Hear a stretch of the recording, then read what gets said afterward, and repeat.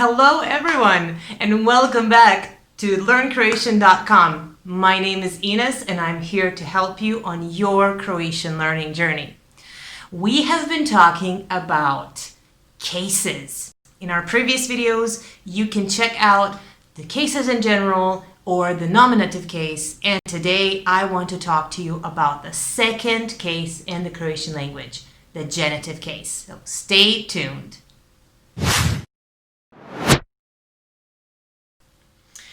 Okay, so what is the genitive case?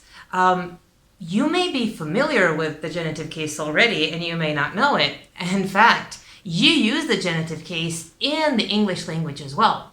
Every time you want to express possession, you use the genitive. So if you say, that's my mom's book, mom's would be the genitive case. Every time you put an apostrophe, an S, you express possession, meaning it's expressed by the genitive case.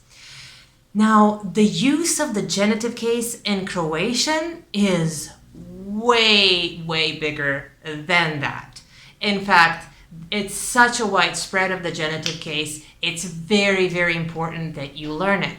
So again, the genitive case does express possession, but it also expresses the origin, the characteristic of something or someone. It can also express partiality and some other things that I would like to show you through the examples so that you would understand them better and easier. But before we go there, I just want to say that whenever you will use the genitive case, remember that a noun in the genitive case can never stand alone. Unlike the nominative case, which is usually a subject of the sentence, the genitive case is usually it's used in nouns that either describe either a subject or an object, or they lean on other nouns or verbs or adjectives in the sentence. So let's look at a few examples to see when do we use the genitive case in the Croatian language.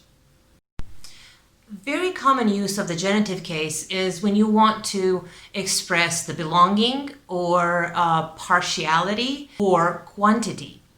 So what does this mean? Check out these examples.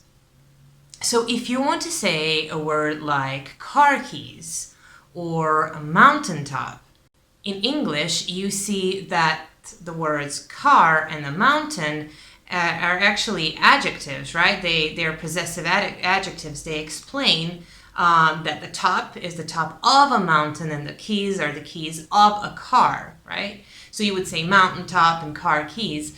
So in Croatian, you would do something similarly, only these words, they would be in the genitive case and they would come second. So they always come second after the noun, which is the possession. So for instance, mountaintop.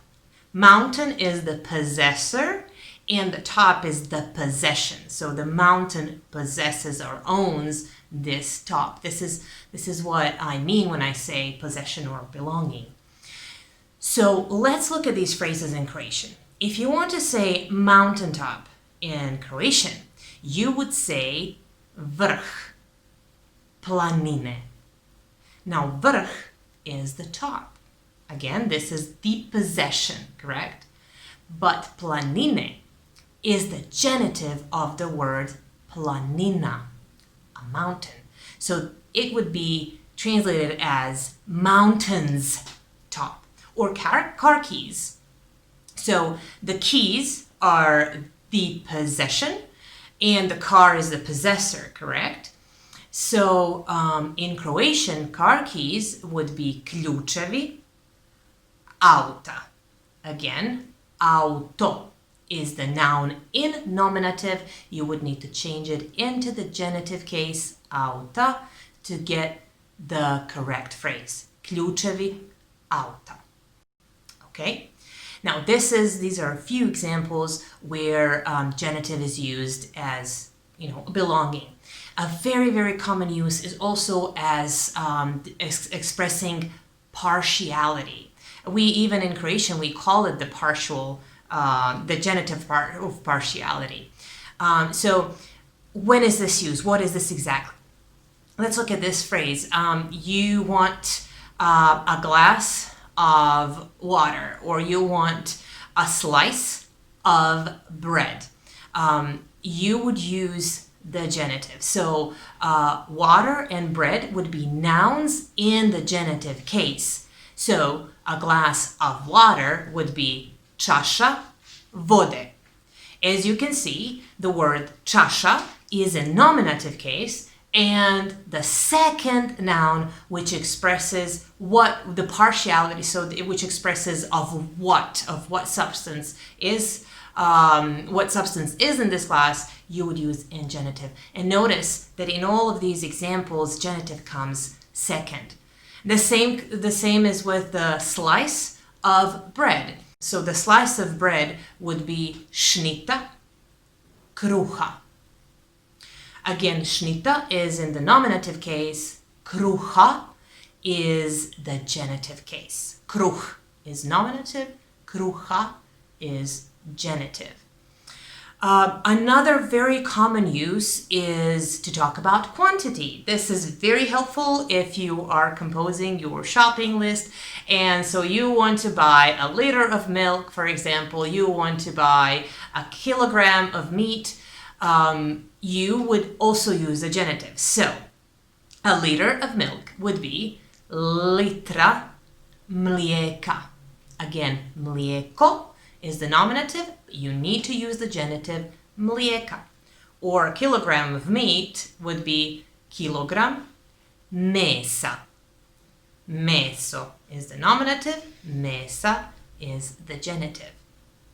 Now remember these, that always you use the genitive as the second word. The second word that comes after the first noun, or maybe it'll be an adjective or a verb. Here is an important note for you to remember. In these expressions, the noun and genitive never changes its case, even if the first noun changes its case, because the first noun will not always, or will hardly ever actually, be in the nominative case. This is what I mean. I have been giving you examples in the nominative case, but if you use these examples in the sentence, well then these phrases will no longer be in the nominative. For example, I saw him on the top of the mountain. Now immediately our phrase, the top of the mountain or the mountaintop, however you want to phrase it, the word top is not anymore in the nominative case as was in our example. This is what I mean. How would you say in Croatian, I saw him on the top of the mountain? Vidio sam ga na vrhu planine. Now see, vrh is nominative, na vrhu is locative case. It expresses location. More about that in the next video. So even though the first word changed its case, the second word, the possessor, did not change the case. It's always in the nominative case. It's the same rule for all the other phrases that I've just used, like the glass of water, the slice of bread. So whenever you want to express the partiality, the belonging, the origin, these nouns will always be in the genitive case. Now, another use of the genitive case is probably its most widespread use in Croatian language, and that is with prepositions. So it will be safe to say, basically, whenever you see a preposition in the sentence, the next word, it will be in the genitive case, or the word that comes with this preposition will be in the genitive case. Now, granted, there are prepositions that are used only with the locative case, and I'll talk about them more in another video. but that really the majority of prepositions are actually used with the genitive case. I want to give you a few examples of the most common prepositions that are used in Croatian language or basically anywhere.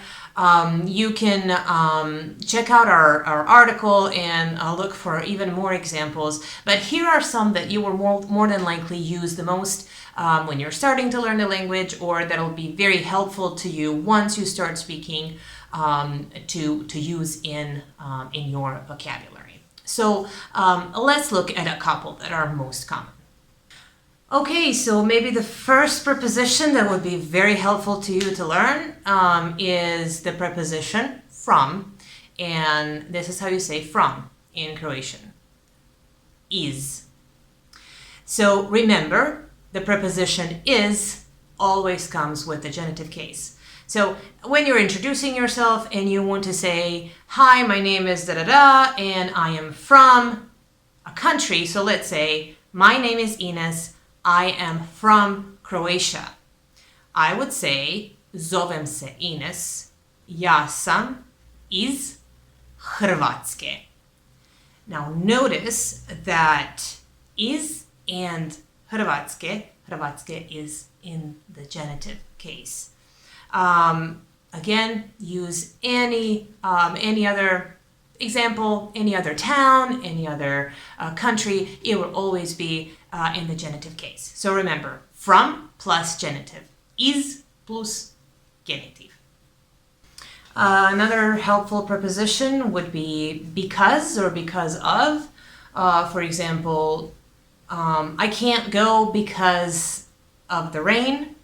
Would be ne mogu ići zbog kiše. Again, the word kiše would be in the genitive case. Other helpful prepositions are from to. For example, from Split to Zagreb would be od Splita do Zagreba. Again, Split and Zagreb would be in the genitive case. I think you get the idea that after every preposition, you'll use the genitive case. There are other prepositions that you can use which are very helpful and can be in front of or behind or above or underneath or around, before or after. So maybe this is an important one. If you want to be polite and you want to let someone pass in front of you, you say after you, right? So you would say poslije tebe or poslije vas. If you want to be polite in Croatian, you use another form of the pronoun you, which is a respectable form vi. So you would say poslije vas or poslije tebe as informal. Here is a list of basically all the prepositions that use the genitive after that use the noun and the genitive after them. Again, just remember the simple rule: whenever you see a preposition, just instinctively use the genitive, because more than likely you will be correct. There are a few prepositions that use the locative, and we're going to talk about them later, but there are far fewer than the ones that use the genitive.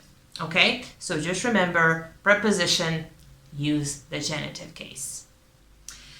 I hope that this has cleared up a little bit of the use of the genitive case. Now, I think it would be very helpful to end this video with showing you how to actually transform a noun from the nominative case to the genitive case. So let's check it out. Let's look at this table. Now, it's very, very important in Croatian language to learn how to tell the difference between the feminine, masculine, and neuter nouns, or how to learn the genders of the nouns. I say this because each noun, each gender will have a different endings for different cases. So, if you have feminine nouns, and you can learn in our other article that all the feminine nouns usually end with an A in the nominative case. So when you want to change from the nominative to a genitive, you change the ending A into an E. So for an example, if you have a word woman, žena, in the nominative, to make it into genitive, you would change from žena to žene. There are, however, feminine nouns that don't end on an A but end on a consonant. There is quite a few of them. So if you want to change that noun from nominative to genitive, they would get an suffix or the ending I. So for example, if the nominative noun night is noć, then the genitive, you would just add an I at the end, noći. These are the feminine nouns. Just remember, so the feminine nouns have either E or I, the endings in the genitive.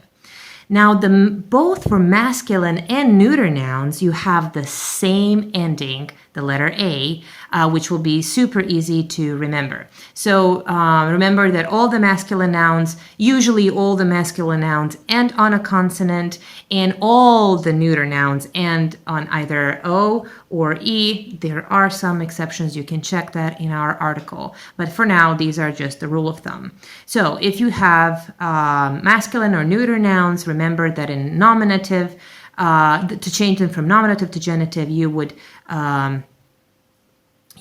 change the ending. So, for example, the word for a man is čovjek, and in the genitive, you would add an A, čovjeka. And neuter nouns, so for example, lake or sea, jezero or more, you would change the endings and you would say jezera or mora. Now you do notice that we actually transformed, in the neuter nouns, we transformed the final letter O or E into A, while in the masculine nouns, we just added an A, čovjek, čovjeka. So basically, for masculine nouns, you would just add on the suffix or the ending, and in the neuter nouns, you would transform the ending O or E into an A. So this is basically the rule how to make the genitive nouns. Now, the adjectives are somewhat different if we look into this table. So if we have a feminine adjective, adjectives in feminine, regardless of if they are, if the noun ends in an A or in a consonant, the ending in the genitive will always be E. So for instance, if you have the nominative beautiful woman, lijepa žena, the genitive would be lijepe žene. Or if you have mračna noć, you would see that mračne noći would be the ending for the genitive. Please notice that the adjective and nominative ends on an A for feminine, even though the noun might not end in an A. So this is a helpful information to remember. Now the endings for masculine and neuter adjectives in genitive will have the same ending, og or oga. So if, for example, if you have a good man, dobar čovjek in nominative, in genitive it will be dobrog čovjeka or dobroga čovjeka if you want to emphasize the adjective. The same thing goes with the neuter adjectives. So duboko jezero, deep lake, would be dubokog jezera, and or plavo more, blue sea, would be plavog mora. These are the endings that can help you form the genitive case in nouns or adjectives. The same would go with pronouns. And you can practice this and just remember the rules when you need to use the genitive, and the rest will be easy. Okay, dear Croatian learners, I really hope that this video helped to at least clear up some things about the genitive case. If you have any questions or suggestions or comments, please don't hesitate to contact us. Leave the comment below, and please hit the subscribe button, or just like this video, or share with your friends that you feel that might also want to know more about the Croatian cases. Again, if you want to learn about anything else, please comment. Leave us a comment and watch for our future videos. Again, my name is Ines, and I am here to help you with your Croatian learning journey. I hope that you have enjoyed this video and that it has helped you to learn more about the genitive case. Good luck with learning Croatian, and see you next time. Doviđenja!